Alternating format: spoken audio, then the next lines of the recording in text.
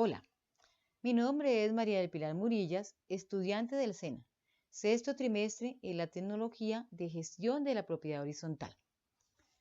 Este video lo realicé para la competencia de gestión documental para la docente Yadira Novoa. Para esto explicaré conceptos básicos de lo que es la gestión documental y su importancia de aplicarla en sus organizaciones. Lógicamente, aplicado a la propiedad horizontal, para este caso, ya que es la tecnología a la cual yo apliqué. ¿Qué es gestión documental? Es el conjunto de normas, técnicas y prácticas usadas para administrar el flujo de documentos de todo tipo en una organización. Permitir la recuperación de información desde ellos. Determinar el tiempo que los documentos deben guardarse. Eliminar los que ya no sirven y asegurar la conservación indefinida de los documentos más valiosos, aplicando principios de racionalización y economía. Esta actividad, casi tan antigua como la escritura, que nació debido a la necesidad de documentar o fijar actos administrativos y transacciones legales y comerciales por escrito para poder dar fe de los hechos. Este tipo de documentos se plasmaron sucesivamente en tablillas de arcilla y hojas de papiro, pergaminos y papel, cuya gestión se fue haciendo cada vez más compleja a medida que crecía el tamaño de los fondos documentales. Durante siglos, la gestión documental en las organizaciones fue el dominio exclusivo de administradores y archiveros y bibliotecarios, cuyas herramientas manuales básicas eran dos filtros de registro: las carpetas, archivadores y cajas y estanterías en que se guardaban los documentos de papel. Y más tarde, los audiovisuales y los documentos en soportes magnéticos y ópticos. Los ficheros o cards que permiten hacer referencias cruzadas y una larga lista de técnicas de recuperación de información mediante sistemas de codificación y clasificación. Más recientemente se fueron sumando a ellos los informáticos, que son cada vez más necesarios debido a la complejidad y nivel de sofisticación que van alcanzando los sistemas computacionales de apoyo de la actividad administrativa. Aunque los informáticos benefician sustancialmente la gestión documental, aún los profesionales en sistemas de información son los expertos en los flujos documentales y los procesos de cada documento se soportan sobre papel electrónico. Voy a hablar sobre elementos que podemos utilizar generalmente en la gestión documental. Uno de los más importantes es el archivador. ¿Qué es el archivador? El archivador en sí es el que custodia los documentos públicos o particulares, lo que significa la existencia de archivos, no solo oficiales, sino también semipúblicos, comerciales, particulares, en fin, un conjunto de estos documentos, y el inmueble o mueble que los contiene son carpetas de guías, folders, etcétera, que se colocan en forma consecutiva. La principal función del archivo consiste en la conservación de estos documentos, ya que la ley obliga a ello el establecimiento de unos plazos mínimos de conservación durante los cuales puede ser requerida su presentación.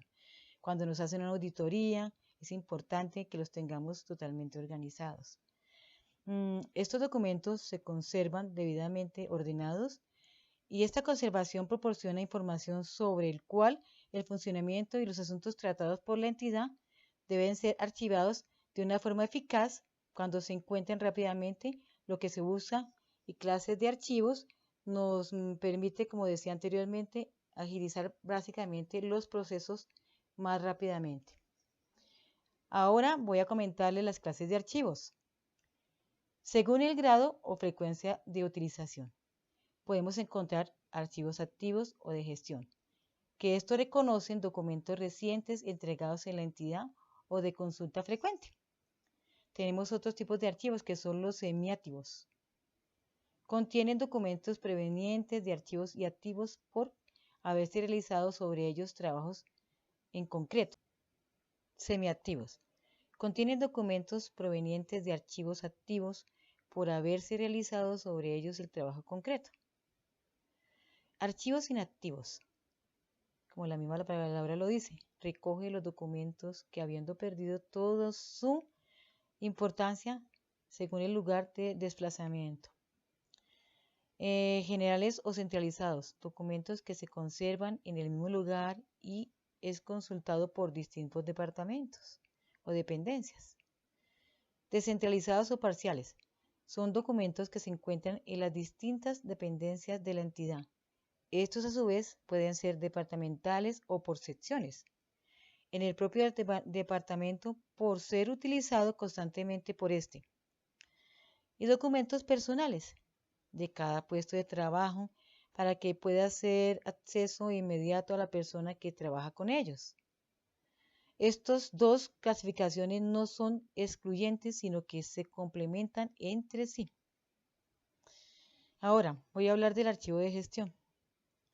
Este archivo de gestión es el que realiza directamente por el empleado o funciones en su puesto de trabajo. Básicamente, el número de consultas de este archivo es muy amplio y los documentos archivados pueden provenir de otros organismos, departamentos o bien ha sido entregado directamente por los interesados. El funcionamiento es el responsable directo de su archivo.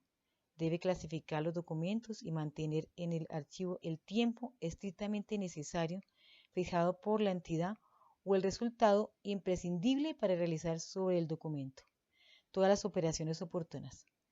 Solo deberá estar, por tanto, los documentos en poder del funcionario el tiempo oportuno sin que sirva el archivo como lugar permanente de almacenamiento, debidamente enviar los documentos a otros puestos de trabajo para que siga su tramitología. O a la vez, la aplicación de la información en todos los niveles de la organización. Esto comprende un fenómeno que tiene sus implicaciones en la gestión documental. La proliferación de bases de datos sobre distintos aspectos, que en algunos casos están sustituyendo a los documentos como soporte de información valiosa para la organización. Esta tendencia se agudiza todavía más en un entorno que es business, en el que la relación con los clientes se realiza a través de Internet, que es la tecnología la que está ahorita en este momento pues mandando la parada.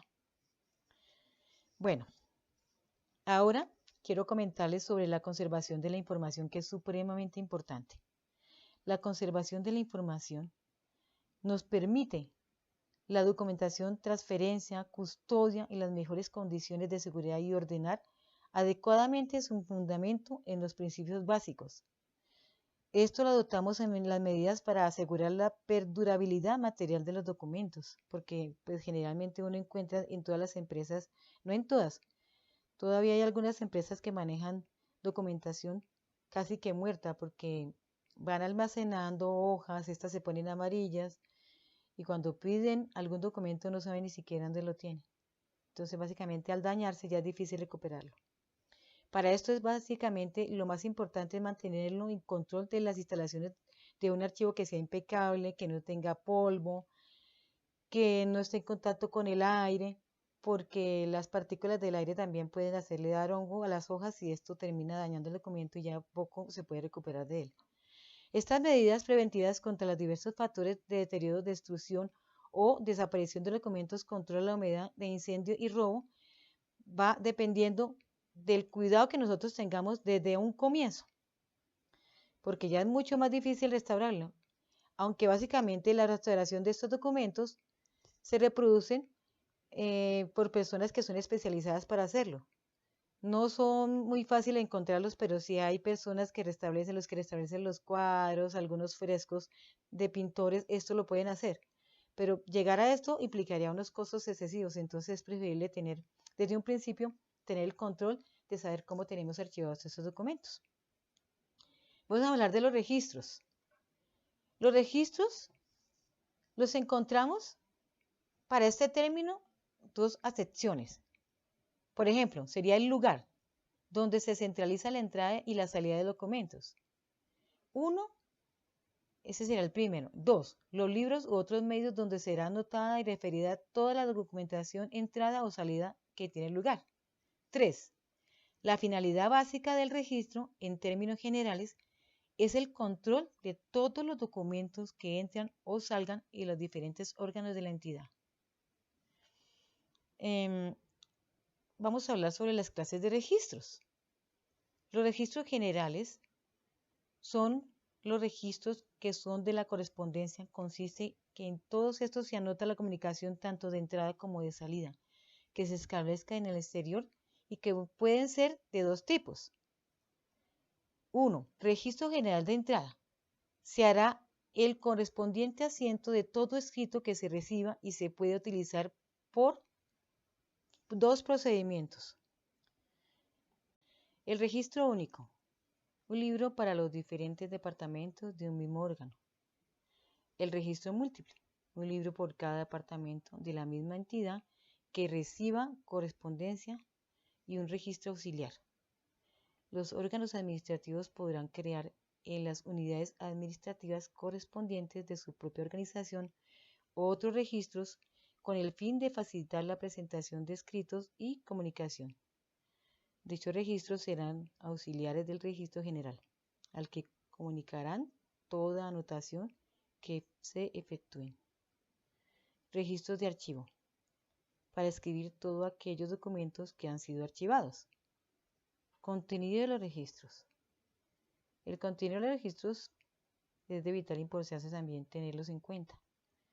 Para esto miraríamos el número de inscripción, que es el orden temporal de la recepción. Epígrafe expresivo de la naturaleza del documento, que es la identificación del interesado. El registro general de la salida, que se anotará la salida de los escritos y comunicaciones oficiales dirigidas a otros órganos o particulares que pueden ser utilizados procedimiento de registro único o múltiple. Ahora, en este mundo moderno no podríamos quedarnos atrás. Hay diferentes tipos de dispositivos de digitalización, que ahorita obviamente son los que más utilizamos. Vamos a mirar el hardware, que nos sirve para escanear dispositivos de digitalización, que son los documentos originales, y una vez preparados, son totalmente transformados en documentos digitales, los cuales serán guardados o almacenados. Servidores que pueden contener la información previamente digitalizada y los usuarios finales se conectarán a un servidor para poder acceder a dicha información para su modificación o revisión. El software, que son gestores documentales. Estos los programamos como de apoyo y el proceso de gestión de la documentación que se maneja es totalmente expresa. Existen soluciones informáticas para la gestión documental, como la administración de archivos digitales y para la administración de bibliotecas de diversas índoles, ¿no? Hablemos de las redes de servidores. Pueden ser locales, aunque también se pueden acceder a la información por internet. Usuarios. A través de una cuenta de usuario, podríamos llevar a cabo el acceso de los documentos digitalizados dentro del sistema de gestión documental, permitiendo así realizar consultas electrónicas de los mismos de acuerdo a los niveles de seguridad, asignando a cada uno de los usuarios registraciones en el mismo sistema. Ahora, administradores. Desde el punto de administrar del sistema, los documentos digitalizados se codifican e indexan en la base de datos del servidor, identificando la ubicación física del documento original y asignando a cada documento lógico las claves de acceso para los documentos digitalizados y se almacenan en su correspondiente fichero. Ahora, lo que yo les había comentado, voy a enfocarme a la gestión documental aplicado al área que nos compete, que es la propiedad horizontal. Para eso, necesito explicarle sobre qué es propiedad horizontal. No podría hablar yo de documentación de propiedad horizontal porque muy posiblemente muchos de los oyentes no entenderían qué es propiedad horizontal. Propiedad horizontal no es ni más ni menos que una institución jurídica pues que nace de la ilusión al conjunto de normas que regulan la división y la organización de diversos inmuebles. Es en sí la propiedad horizontal no es sino un bien, pues un inmueble o particular, sino un régimen que reglamenta la forma en que se divide un bien inmueble y la relación entre los propietarios y los bienes privados y los bienes comunes que han sido segregados sobre un interés de una edificación. En la actualidad, casi el 80% estamos sometidos al régimen de propiedad horizontal de la Ley 675.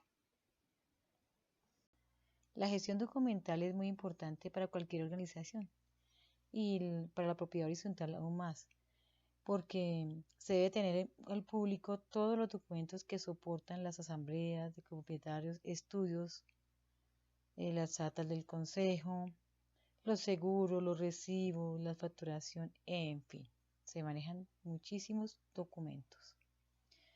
Pues obviamente esto se hace en forma organizada con el fin de proveer a los residentes herramientas de información clara para que todos los movimientos se lleven a cabo desde el consejo y los administradores y podamos trabajar con más transparencia, ¿no?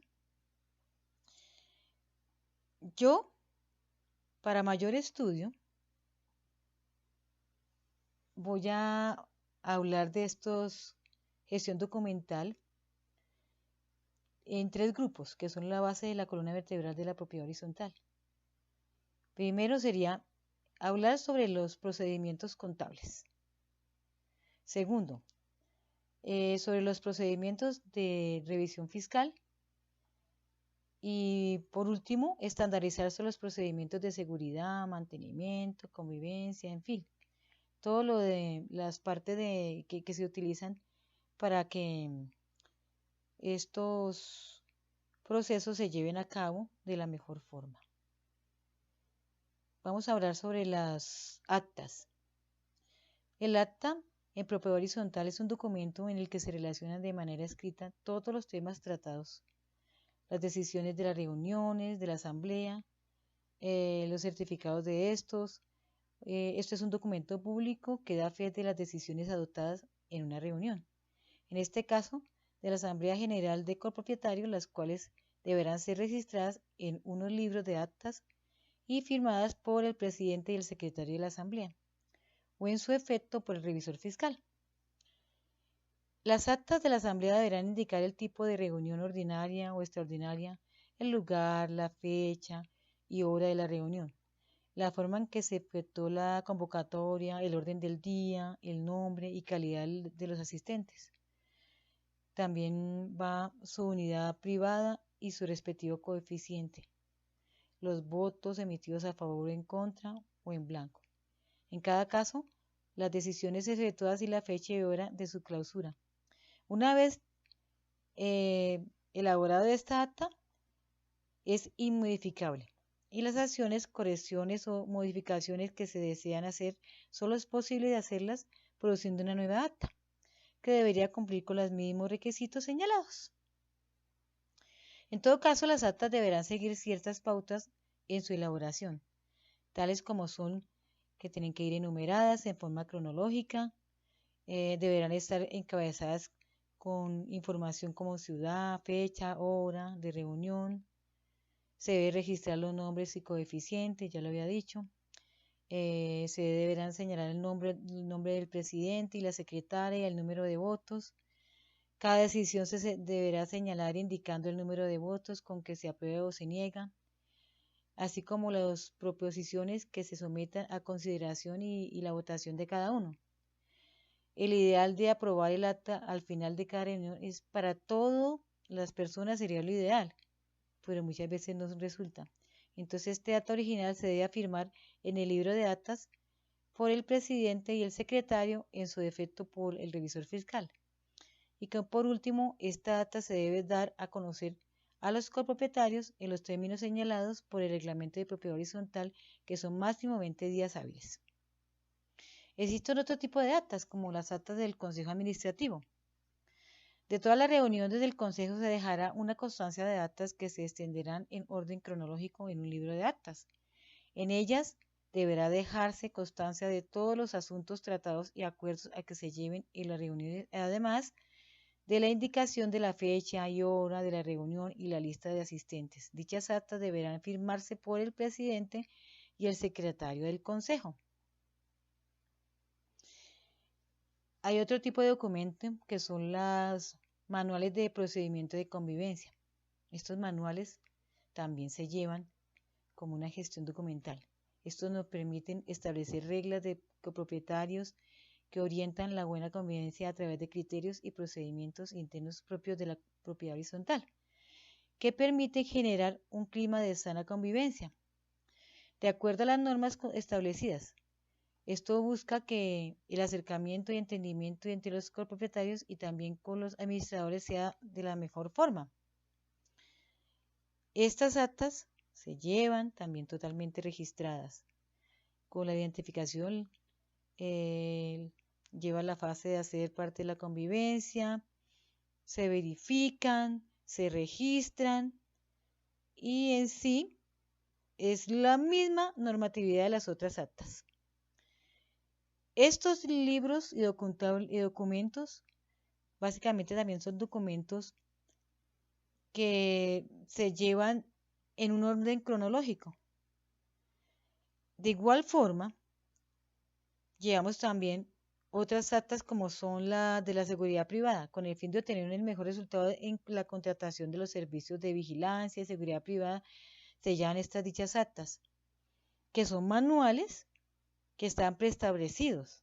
Estos nos permiten establecer una guía para llevar el control sobre los requerimientos legales que debe tener la empresa de seguridad de vigilancia y seguridad privada para la renovación de las pólizas de las empresas de vigilancia y su seguridad privada, y con la presentación de los informes sobre el estado de la empresa en la cual se halla una relación de los puestos de vigilancia y los relevos de las personas que están trabajando allá.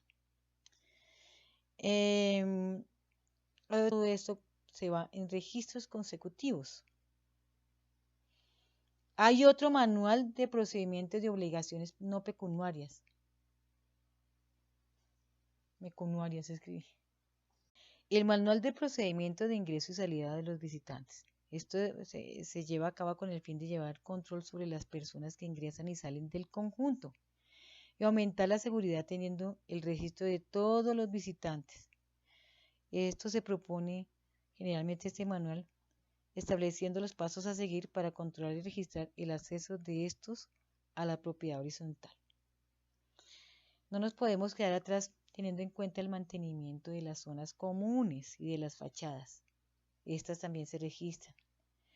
Las presentes manuales son una guía para la ejecución de las acciones técnicas de los procedimientos propios del mantenimiento, lo planificado sobre piscinas, fachadas, con el objeto de obtener la máxima eficiencia. Permiten conocer todos los procedimientos que se deben desarrollar dentro de la propiedad. Hay otro manual de procedimientos de gestión documental que son las obligaciones no pecuniarias. Estas también se registran. El propósito es documentar las actividades de la propiedad horizontal y así darle cumplimiento a todos y cada uno de los requisitos de los implícitos en la normatividad, dando cumplimiento a manuales de convivencia en cuanto a lo alto, volúmenes, fuertes olores, uso adecuado de las zonas comunes, etc. Todo esto va registrado para tener en cuenta un mejor ordenamiento. También existe se maneja en propiedad horizontal otro manual de procedimientos de registro de mascotas, debido a los problemas que se pueden presentar a causa de algunos dueños que le dan mal manejo a las normas internas de propiedad horizontal.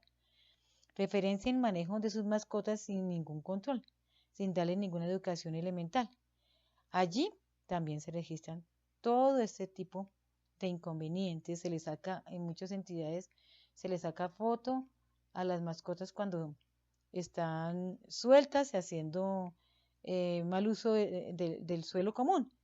Entonces, esto nos sirve para tener estos registros y posteriormente multar al copropietario que vuelve a reincidir en lo mismo. Ahora, también tenemos uno de los registros que son la columna fundamental, que es la parte de los procesos contables. Esta presentación de los manuales de procedimientos contables va basada en establecer el procedimiento básico contable de los procesos de administración que permiten el recaudo de las cuotas de administración destinadas a los rublos que se han determinado, estableciendo el responsable de este proceso que ayuden a tener mejor manejo de este. Este manual de procedimientos de presupuesto también, con este manual se pretende establecer una guía para la preparación del presupuesto que se debe presentar anualmente en las asambleas de copropietarios, aplicando para cada uno de los rubros que intervienen para el tipo de conjuntos y poder conocer el costo del sostenimiento de la administración. Este manual de procedimiento de recaudo y cuota de administración y cartera, según la ley 675, todo propietario o tenedor de un bien privado tiene la obligación del pago mensual de las expensas o pagos de administración, y este manual se hace con el fin de establecer el proceso adecuado para el recaudo mensual de cartera, llevando un debido proceso del procedimiento. Tenemos otra documentación, que es el proceso del revisor fiscal. Su propósito es también analizar los aspectos más importantes de la revisión fiscal, relacionando con el concepto de las funciones, las disposiciones que regulan este ejercicio profesional. Allí se llevan también todo este tipo de registros, donde efectúa el control de vigilancia, la correcta ejecución de la estipulación del contrato de las asambleas, la certificación de la responsabilidad sobre los actos y las decisiones que toma la administración, ya que con su certificación busca la seguridad y los intereses de la comunidad. Este manual de procedimientos del revisor fiscal da el cumplimiento de las disposiciones legales y estatutarias por parte de la administración, que ayuda a velar la preservación de los recursos de propiedad horizontal. Y por último, tenemos un registro de parqueaderos, que se registran en formas independientes. Cuando los parqueaderos son comunes, estos se registran por códigos en formas independientes. Se aprecian las salidas y las entradas de los vehículos de los residentes, aparte de los residentes con hora, fecha y placa del vehículo. Estas documentaciones, aparte que se llevan de una forma muy organizada, porque siempre hay en muchos conjuntos de apartamento los parqueaderos son no son generales, no son independientes, entonces toca turnarse. Hay algunos vehículos que no tienen derecho en ese momento de utilizar el parqueadero, entonces toca turnarlos y toca llevar bien los registros. Adicionalmente, hay muchísimos documentos que podríamos llevar en la gestión de propiedad horizontal, pero para poderlo registrar, una vez vistos los documentos, es necesario codificarlos, registrarlos, archivarlos y llevar un control de los mismos. Y existen diferentes formas para registrar los documentos. Vamos a ver rápidamente una de las que podría ser la adoptada de la forma en la que se expone, o bien podría ser modificada en su conveniencia. El código para la unidad podría ser en forma de 3 dígitos, 3 letras o la combinación de letras y dígitos y caracteres especiales. Lo importante es que se relacione en la unidad organizativa y que se tenga cuidado y no repetir el código varias veces.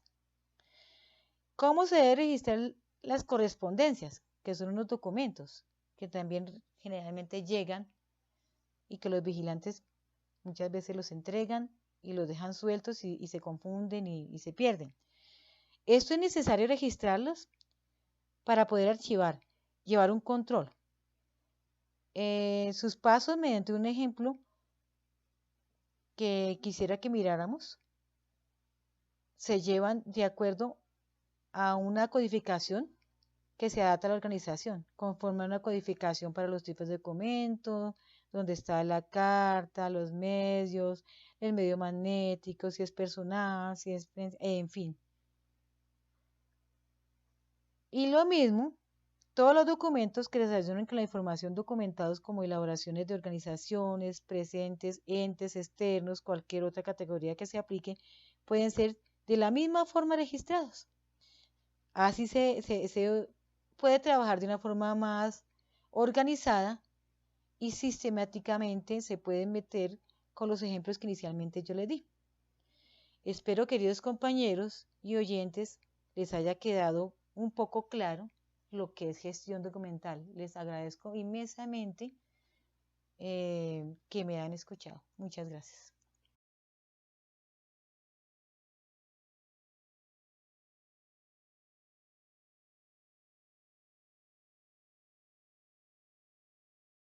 Created using Powtoon.